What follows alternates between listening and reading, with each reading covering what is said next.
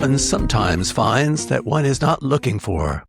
When I woke up just after dawn on September 28th, 1928, I certainly didn't plan to revolutionize all medicine by discovering the world's first antibiotic or bacteria killer. But I guess that's exactly what I did. And that's a quote from Alexander Fleming, correct, Ross? I think he shared the Nobel Prize in Physiology or Medicine jointly with Ernest Boris Chain and Sir Howard Walter Florey in 1945, if I'm not mistaken. Yes, it is. And yes, he did, Sandy. And no, you're not mistaken. That's what we're going to talk about today. Everybody, welcome back to the long game. We are on a mission to demystify the science that shapes our lives and to unpack how great ideas built here in Scotland, Sandy, become real world medicines, devices, and new companies at the cutting edge of life sciences. Hey, everybody, I'm Ross Cagan, Regis Professor of Precision Medicine at University of Glasgow. And I'm Sandy Weir, Tech Innovation Leader and Strategic Program Manager, joining from Edinburgh.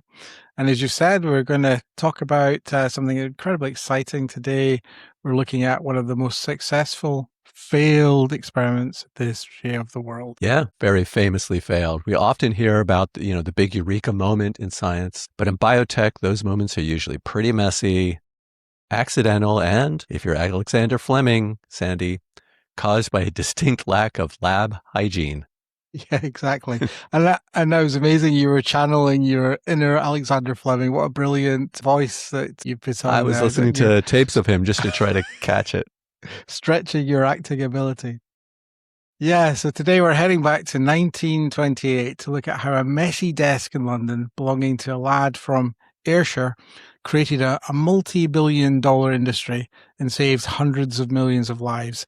This is the story of penicillin, the ultimate pivot and probably the most expensive intellectual property mistake in British history. Yeah, and it's had some candidates, actually. There are some other ones as well. Maybe we'll get onto those too. Yeah, I'm looking at you, monoclonal antibodies. But let's start with Alexander Fleming. He was born on Lockfield Farm near Darville in Ayrshire. I actually know where that is. He was a classic Scottish innovator. He was practical, observant, maybe a bit frugal with his cleaning supplies. Basically, he was very famously messy in the lab. Yeah, indeed. In a modern startup, we'd call his lab lean, right? Yeah, very lean from what I can find. So it's September 1928, and Fleming goes on vacation in Scotland, as they will do here, leaving a stack of staphylococci culture plates sitting out on his bench because, of course, he did. He comes back and finds one plate is contaminated with a blue-green mold. Now, most quality control managers these days would see a contaminated plate like that and throw it straight in the biohazard bin. And that would be what we call a failed run. Exactly. I don't know why I really love the fact that he was such a slob. But besides being a slob, he did notice something. Fleming noticed that around the mold, the bacteria weren't just growing poorly. They were literally, it seemed like, dissolving into these rings. And many of you have seen these. We'll put a picture up. And the competitor that they're competing with, the penicillin mold, the penicillium mold, was killing the staphylococcus bacteria, creating this clear zone around the mold. And this is the key point. Fleming realized, others had seen this, but he realized the mold must be releasing something that stopped bacterial growth. He later named that substance penicillin. Yeah, and Ross, this is where the story gets really interesting for us bio-entrepreneurs. Fleming found the active ingredient, but he hit a classic product development wall. Yeah, many of you have heard the story of Fleming. This is our sort of special take on this. So Fleming couldn't stabilize it. He called it mold juice. He published a paper in 1929, but incredibly, the medical community just ignored him. And we know a lot of examples of this. And of course, we don't know a lot that don't come to light. Basically, the community thought, yeah, that's cool science, but you're not going to mass produce mold juice to treat a patient. He had what we know as the MVP, the minimal viable product, but he didn't have the ability to be able to scale up the chemistry. And for 10 years, the compound penicillin just sat on the shelf. In the startup world, and you've talked about this, several times on the pod, the valley of death was effectively where he hit. And you have the tech, but you don't have the engine to get it to market. Yeah. I mean, I hadn't realized this. 10 years it just sat there. This is a key punchline of our bringing to you the Fleming story, because he was a brilliant bacteriologist, but he was not a process engineer. And Sandy, you're one of the more brilliant ones, if I may say so. To scale this, he needed a multidisciplinary management team, and which he didn't have at the time. And then enter the commercialization team. So Howard Florey and Ernest Chain, I mentioned earlier, joint recipients of the Nobel Prize at the Sir William Dunn School of Pathology at the University of Oxford. In 1939, they took Fleming's early R&D and they began to turn it into a viable manufacturing process. Yeah. And just to be clear, it's been estimated that more than 80 million people have been saved by penicillin, and yet it just sat there and had every indication of never coming to light. But as luck would have it, they had the ultimate market driver, World War II. So the government basically became the lead investor here. They didn't really care about the cost. They needed a solution for all these infected wounds on the battlefield, and they needed it immediately. Necessity is the mother of invention, Ross, right? Yeah. So Britain was being bombed and they couldn't build the factories here. This is where we see the transition from lab bench to industry scale. Much like today, but for quite different reasons. They had to go to the US, Ross, to find the deep tech infrastructure, utilizing deep tank fermentation processes that bubbled air through massive vats to stimulate the mold growth. Yeah. No, as you say, Sandy, it's the perfect biotech analogy. The initial breakthrough happens in a small lab in the UK, but the manufacturing scale-up happens where the capital and the heavy infrastructure already exist. Yeah. And then finally, let's talk about the biggest painful part of this story in business history, the intellectual property. Fleming, Florey, and Chain didn't patent penicillin. You want to say that again? Yeah, singularly failed to patent it. So what a massive miss. So Fleming, and some of my buddies are in the same boat, which is a perfectly respectable boat, sort of, as long as you're willing to accept the consequences. Fleming felt it was unethical to profit from life-saving medical discovery. He wanted the science to be open source. But as we have commonly talked about, that is a moral position to take. But if you want things to move forward and you don't need World War II and government intervention to make it happen, you need to be a little more savvy than that. It was incredibly noble what Fleming did, but it created a massive problem. It created an IP vacuum, and the American companies and researchers did patent the new mass production and deep tank fermentation processes. But because there was no central British patent on the original concept and design, it created a catastrophic economic loss for the UK. Yeah. Another one. Yeah, seems to be a theme. Yeah. And they did understand this, right? It was a huge scandal. So by the mid-1940s, British MPs were demanding answers in the House of Commons as to why the UK had fallen so far behind, despite the fact that they had actually discovered this. The British public was incensed. They were furious that the American patents now controlled global production of a Scottish discovery. As an American in Scotland, I guess I have particularly mixed feelings about that. British pharmaceutical companies had to pay, I want to say that again, they literally had to pay exorbitant fees and royalties to American corporations just to manufacture penicillin here at home. So I'm not sure that Fleming's position, as understandable as it is, I'm not sure that it was fully defensible. Indeed. And the fact is that he'd taken a lot of public money to get to penicillin to that point of being the life-saving That's a good medicine. point. Yeah. It's a harsh lesson for modern founders as well. You might want to save the world, but if you don't protect your IP, if you lose control of that intellectual property, then it makes it much more difficult to bring those savings to reality. You lose the revenue as well that you would have obviously managed to acquire. You have to play the long game in your legal strategy just as much as you do your science. Yeah, and actually, to your point, Sandy, what I think is particularly notable here is that it's not that it got opened up to the world because of no IP. What happened was somebody else grabbed the IP, and then they lost the freedom to operate, right? Nonetheless, Fleming, Florey, and Chain did share the 1945 Nobel Prize in Medicine, and Fleming did end up on the Scottish £5 note, which I didn't know. I actually had to check that out. Is he still there? I haven't checked.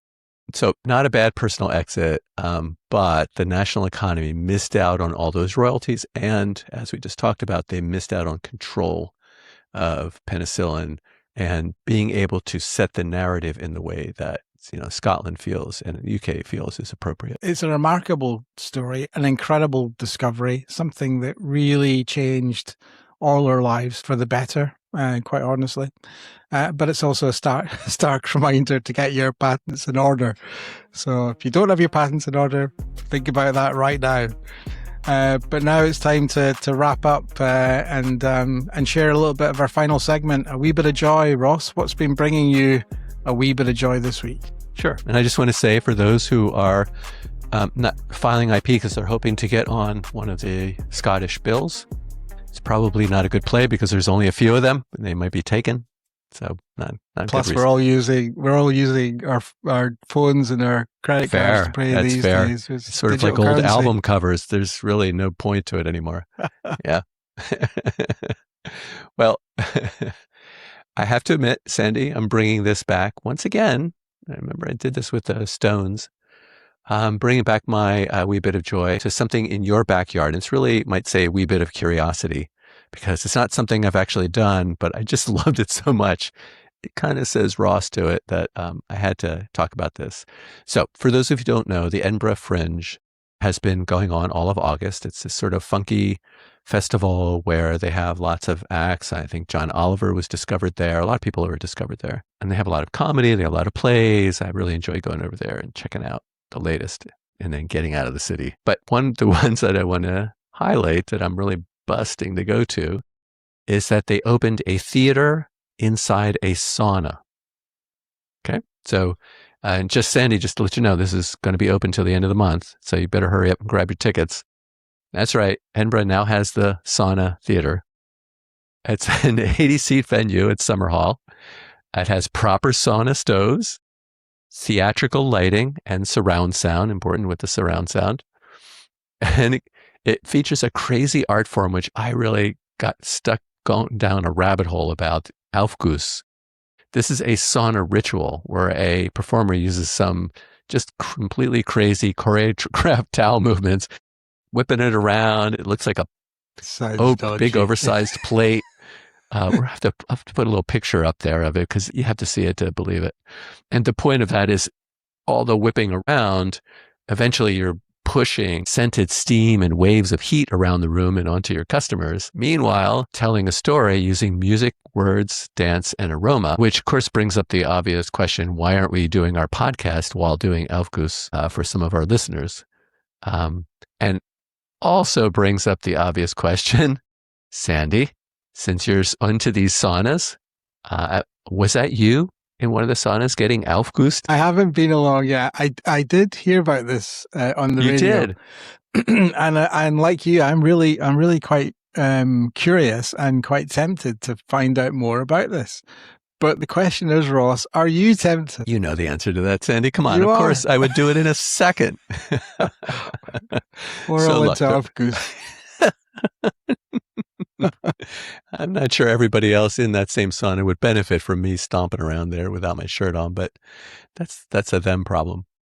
So their program ranges from quiet morning sessions and sauna raves to literary salons and performance by these international Aufguss artists who, like I said, I've been watching on videos and I would recommend. Fortunately, Sandy, the shows come in short segments, so you can step outside, shower, or your favorite, take a cold plunge, back to the cold plunge, before heading back into the heat. There's DJs at night, live performances. They've got chilled non-alcoholic beer. So basically, the Edinburgh Fringe has finally figured out a way to make the audience sweat before their reviews even come out. What do you think, Sandy? That's brilliant. What a brilliant recount of this whole episode, Ross. Excellent. And when did you say the show is available? Tickets to the end of the month, my friend. Right. Okay. We've got to check it out. Totally. It sounds remarkable. It sounds, and they do all sorts of crazy things like this. A sauna. I've heard about a show in the back of a taxi before. They need a golf sauna. Yeah, exactly. That's what Maybe a brilliant putting. idea. Yeah. What a brilliant idea. Well, Ross, I guess for me, my wee bit of joy this week also features the Edinburgh Fringe. What are the chances of that? Actually, living in Edinburgh, it's hard to avoid right now. As you say, there's 3 weeks performing arts festival, something like 4,000 shows all around the city. As you mentioned, all the genres, classics, comedy, musical, theatre, you name it, it's definitely on.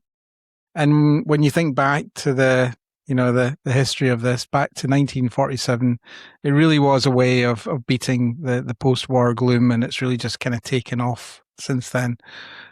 Does Glasgow have an equivalent, Ross? Have you got something over in the west that looks a bit like or seems a bit like the Edinburgh Festival Fringe? Well, I guess the closest would be the SWG3 Outdoor Art Festival that you remember I highlighted a few months ago. But I will reluctantly admit that the Edinburgh Festival and Fringe is unique in scale and certainly in content. Yeah, it was a bit of a leading question, wasn't it? I just wanted to get... My brain was scrambling. What else? It's a bit of a chance for me to get Edinburgh on top again. It's so easy. Well, I guess just to kind of delve into a little bit more detail, Helen and I threw ourselves in at the weekend. We went along to a comedy drama. There's loads of them on, but this one was by a young chap that we'd read about called Dan Bishop, and the show was called Target Audience. It was a crazy funny story about a fictitious media company and this budding young writer who's looking for his first big break, and he's looking for a huge check as well. And he's looking to pen his first streaming series. And somehow this story just gets completely out of control. They go from meeting and a first early morning brainstorming session around a whiteboard to, by the end of the day, there's the phone alerts and an apocalyptic world ending. And it's just a crazy, crazy storyline. So there's a lot of laughs, and I can't provide any spoilers because it will ruin the plot.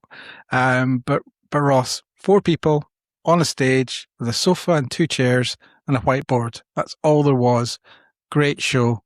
And you only get these things at the Fringe. Yeah, that's brilliant. I'm going to try to get my way over there and catch some of the shows. We had guests over, and we did bring them over to Edinburgh briefly, but we more avoided the crowds. So, yep, the Fringe there's nothing like it. I love it. So, speaking of love, I'm buzzing. Look at me. Buzzing to note that next week, we're going to start our first 6-part mini-series called The New Body Economy. So, we're going to look at a shift already underway in medicine, the human body. It's becoming measurable, modeled, searchable, and increasingly commercial. So, the opportunities for healthcare are big. That's why we have this podcast. But so are the questions, and that's the questions we've been asking, and we're going to really take a deep dive into this. Who benefits? Who's paying? And what sort of evidence should we insist on before we sign on? What do you think, Sandy? I think these are brilliant questions, and you've come up with this new mini-series. I love the name, The New Body Economy. I think that says so much. I'm really buzzing too, Ross. It will be great to really dive deeply into how our health collides with technology and capitalism. I'm really excited about it too. But you're just going to have to hold on, folks, and keep the heat. And best of luck playing the long game. We look forward to bringing this to you very, very soon. Yeah. Ciao. Ciao. Bye for now. Yeah, see the vision clear. We're here to run the long game. Blueprint set, no fear. Playing out the long game.